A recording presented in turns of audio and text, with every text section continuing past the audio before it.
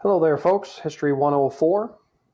Today, where our web extra is about the beginning of chapter 22. It's a portion of the chapter that's really an extension of some of the materials that we talked about in chapter 20 about America becoming a world power, stepping out onto the world stage. And as we saw when we looked at chapter 20, late in the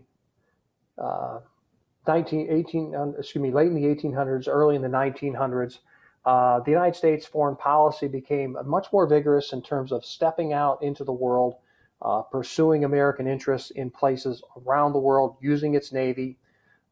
Asia and the Western Hemisphere became particular focus points. Asia, both for raw materials and as potential market for American excess production, as you'll recall that we talked about earlier.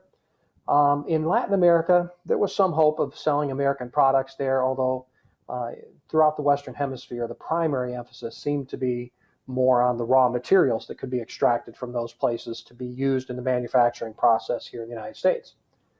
So in particular, we saw Hawaii, the Philippines, and Cuba in Chapter 20 as key focus points of American foreign policy, the Spanish-American War, all of which led to the United States annexing Hawaii, controlling the Philippines for some period of time as a colony.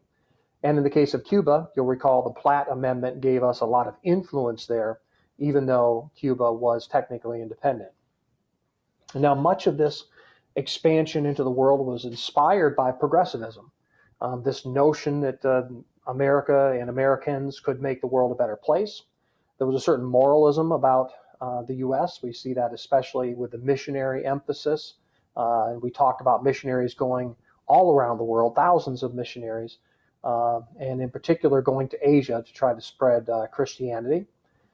Also issues of economic expansionism, markets for American excess production, and the ability to obtain resources, whether that be rubber, in some cases sugar, fruit products, etc. And then finally, the foreign policy issues that were going on in the United States as America was trying to rise up in the world and make itself an equal of some of the imperial powers of Europe, in particular the British and the Germans and the French, it was a bit of a rivalry with the United States. So also recall that we saw some key issues here: social Darwinism, this notion of a racial superiority that was prevalent during that period of time will influence American behavior. We've already mentioned a couple of times here the markets for excess production and for resources. And then finally, this notion of the white man's burden, that it was somehow, and this connects, of course, to the racial basis of social Darwinism, this notion that somehow it was a special responsibility of the Anglo-Saxon race to spread democratic ideals as well as a Christian faith. So all of these were motivators for the United States, and a lot of those we talked about in Chapter 20, they relate to the material here in Chapter 22. The first president that we see who is really especially important in the extension of America into the world. Now, of course, President McKinley, we talked about Spanish-American War, but he seemed to go there rather reluctantly. It took a lot of public pressure and a lot of political pressure to get him to move in the direction of the Spanish-American War and the annexation of the Philippines and so forth. He was a little more reluctant, certainly more reluctant than Theodore Roosevelt. Roosevelt, as you'll recall, involved in the Spanish-American War, becomes a war hero, and as we've seen commonly in American politics, war heroes like George Washington or Andrew Jackson, or later on, for example, Dwight Eisenhower. They will take their political fortunes very far forward on the basis of their work in the military. So Roosevelt moves from his time as a Rough Rider to the governor of the state of New York, to the vice president of the United States, and then upon the assassination of President McKinley, he takes over as president. And Roosevelt thought the Americans had a special role, perhaps even a God-given role, to be key promoters of a world order. And by this, he meant to keep things in order, being the opposite of some of the chaos that can exist when there are civil wars and border conflicts, economic crises inside of countries that can cause external powers from Europe or even the United States to step in and take advantage of those conflicts.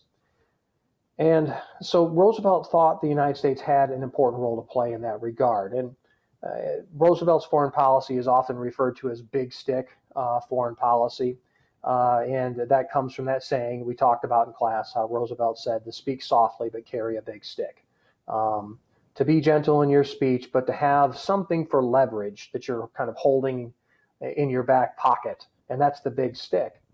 And it got to be interpreted that part of the big stick the United States would be able to utilize as leverage was its military.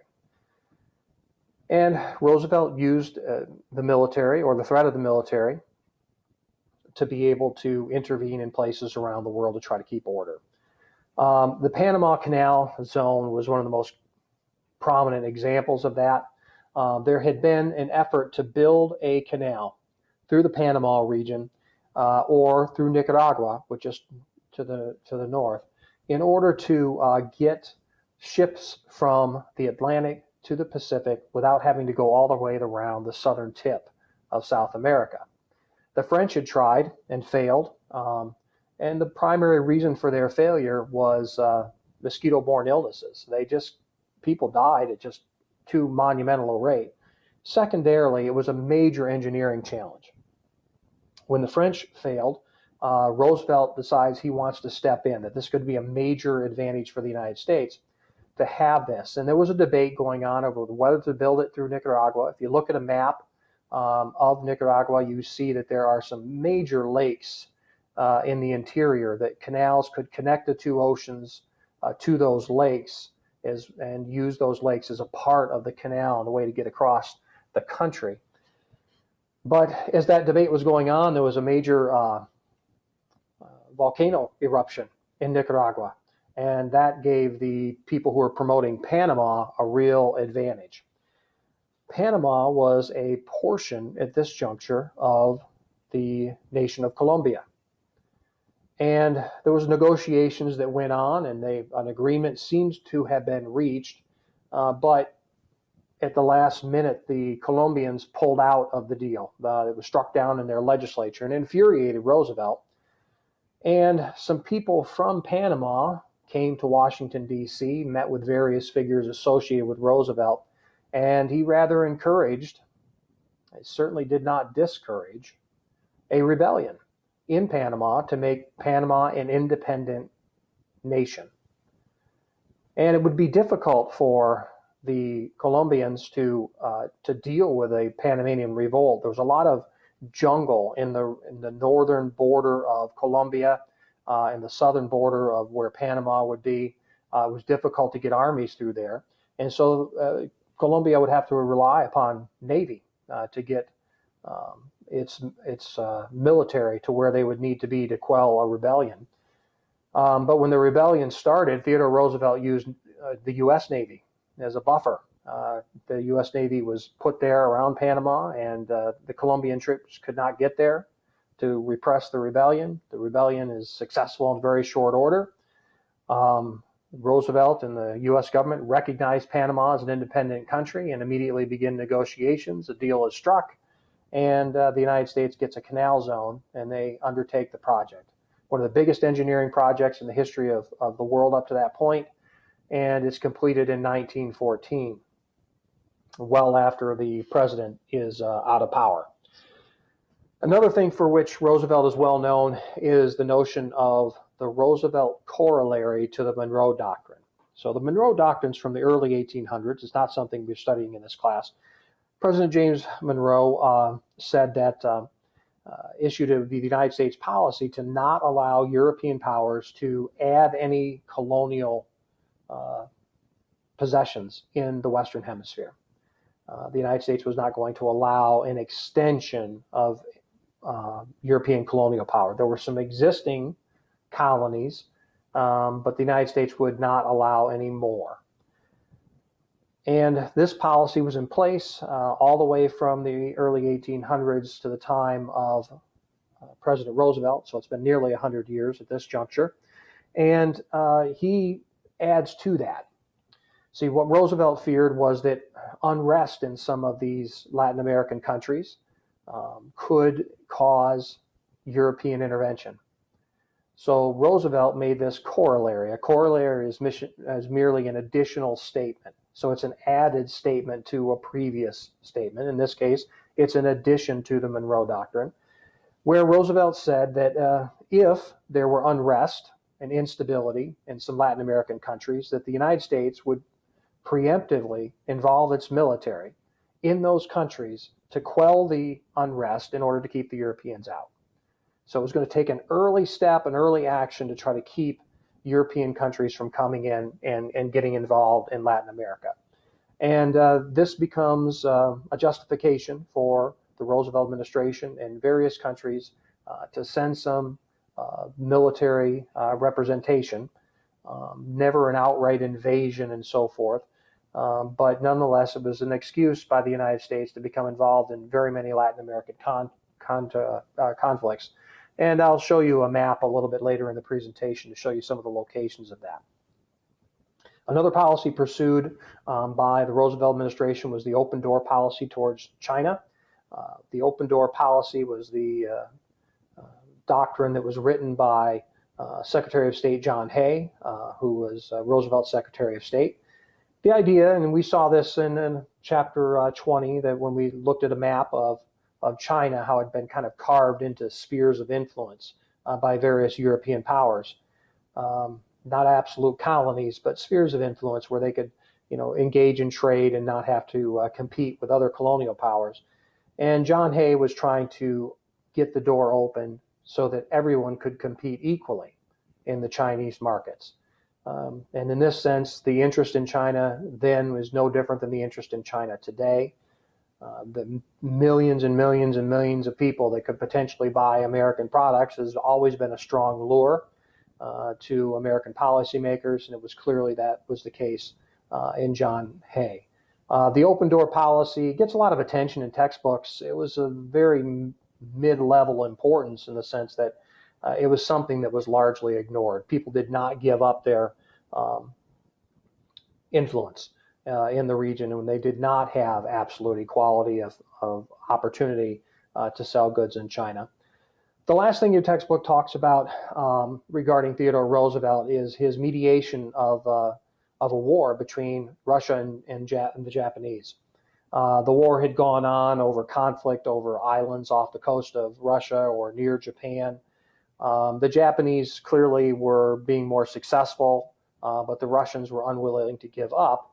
It was a difficult negotiation. Roosevelt found both the Russian and the Japanese representatives very frustrating to deal with. And he spoke very clearly in his diary, called them stupid and stubborn and so forth. But in person, he maintained the soft speech that the African slogan that we talked about earlier calls for. He was able to finally negotiate a settlement, and for this, he was nominated and received the Nobel Peace Prize.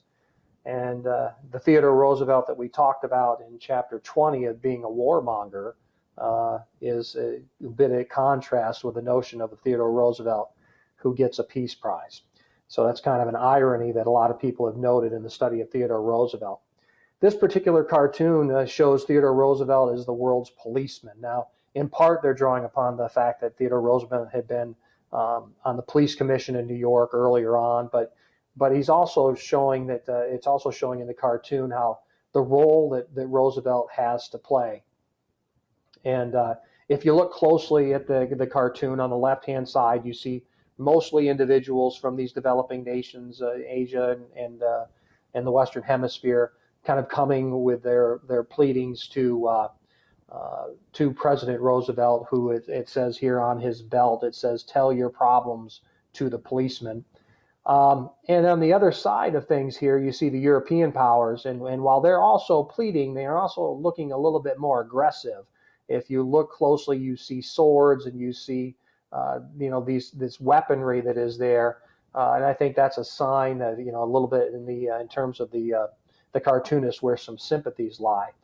Here you have a word in this document. It says arbitration, and that's when someone sits in the middle and listens to both sides and comes to a conclusion about what is the best settlement. Okay, and so an arbitrator ultimately decides, and I think that's an important thing to recognize about an arbitrator instead of just somebody who's sort of a middleman and kind of helps to move the negotiation along. And this was the role that the United States played, is they would often step in and listen to the complaints of a European power and the complaints of the people who are living in one of the nations that of Asia or Latin America. And really, the United States would reach a decision and say, this is what's going to happen. And of course, having built up its military, it had the opportunity to follow that up and to make that a reality. So you see on the big stick here, again, following along with the metaphor, it says new diplomacy. And this was Theodore Roosevelt's way of doing things. And this is very different from the years past, as we talked about previously, where the United States did largely stay out of foreign affairs to a much more significant degree than we did during this period or than we have ever since. When Roosevelt leaves office, he's succeeded by William Howard Taft, and Taft's foreign policy is often referred to as dollar diplomacy. And instead of military intervention, what Taft tries to do is to develop trade connections. And he believed that the use of investment by American businesses and the establishment of trade ties would give the United States political influence. President Taft had previously been the governor general in the Philippines when it was a colony, and he had a very kind-hearted, really, view of the Filipinos. And he had worked very hard, for example, to get a tariff restricting Filipino sugar coming to the United States eliminated so that the Filipinos could make more money. And he believed that having the elimination of those tariffs would create stronger ties. That when we trade with people and we have these open negotiations with people, eventually trust will follow from that, and that would give the United States influence in these various regions. And through Taft's policies, for example, investment in Central America doubled during the period of time that we're talking about. Now, that said, there were some military interventions when there were political unrest in Honduras and Nicaragua. But in general, the policy of the Taft administration was to try to avoid those and instead rely upon money. In Asia, there was an effort to have greater trade, but this really caused some tension with the Japanese, and so it didn't work out as well in Asia. And in particular, there was a revolution in 1911 in China, and that really shut down the open door. China has historically been and continues to be in many ways a place that tries to kind of isolate itself from some of the influences of the rest of the world. They're more open now than they have been in previous times, but there's still that element in the Chinese of trying to keep certain influences from the West out, especially cultural influences and some political influences. And the closing of the open door, really without question, in 1911, began a long period of time in which it was difficult to have good relations with China and establish not only diplomatic relations, but also economic relations. When Taft leaves office after the election of 1912, and Woodrow Wilson steps in. Now, Wilson, interestingly enough, had really very little foreign policy experience, or almost no foreign policy experience. When he became president, he had been a college professor, had written a great deal about government. He'd been a governor of a state, but not working in the federal government, and so had really no foreign policy experiences. And his ideas of foreign policy, it's often been described as kind of moralistic. That he favored expanding open markets. He's wanted the expansion of American capitalism, but he saw it very much in moral terms, that when you take capitalism to places, you're taking freedom, you're taking opportunities, and all of that was something that very much was on the mind of President Wilson. Sometimes he was more than a little bit preachy in telling people around the world how they should live their lives. But as with Taft, when his primary mode of this sort of preaching and establishing connections that way didn't work, he used the military. He sent troops into Mexico when there were some problems there. And that was an area where, Wilson's foreign policy was a little bit different from what he seemed to say he wanted to do. The intervention into Mexico was not highly successful. It caused a lot of problems for the president, and eventually he was able to get himself out of that situation. And connecting to where we'll go ahead here with World War I when we have class on Monday, there were growing problems with Germany as they became increasingly militaristic, and Wilson wanted to try to get himself into a better position to have moral high ground to deal with the problems with Germany, and that's when he accepted an International Commission's recommendation for the U.S. to withdraw from Mexico, to get out of that bad situation so that he would have more leverage and a better opportunity to deal with the problems that seem to be brewing in Europe, and particularly with Germany and its increased military spending and its increased military aggressiveness.